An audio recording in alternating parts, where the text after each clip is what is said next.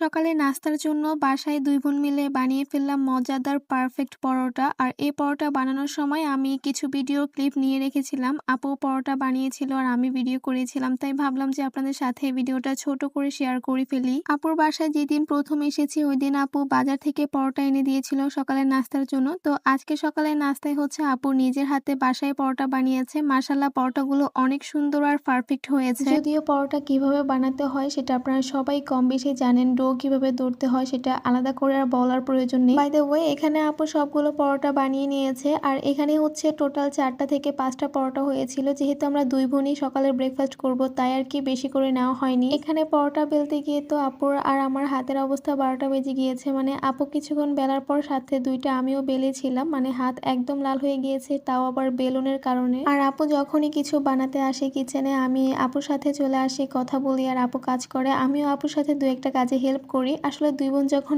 একই মেন্টালিটির হয় তখন না এরকমই হয়, আর কাজ করতেও অনেক আনন্দ ফিল হয়। যাই হোক, এখানে আপু সবগুলো পরোটা তেল দিয়ে এক এক করে ফ্রাই করে নিয়েছে। তো একটা হওয়ার পর দেন আপু আরেকটাও প্যানে দিয়ে দিল। আর এই তো সকালের ব্রেকফাস্টের জন্য 2 বোন ডিম পোচ করে নিয়েছে আর পরোটা দিয়ে সকালের ব্রেকফাস্টটা কমপ্লিট করলাম।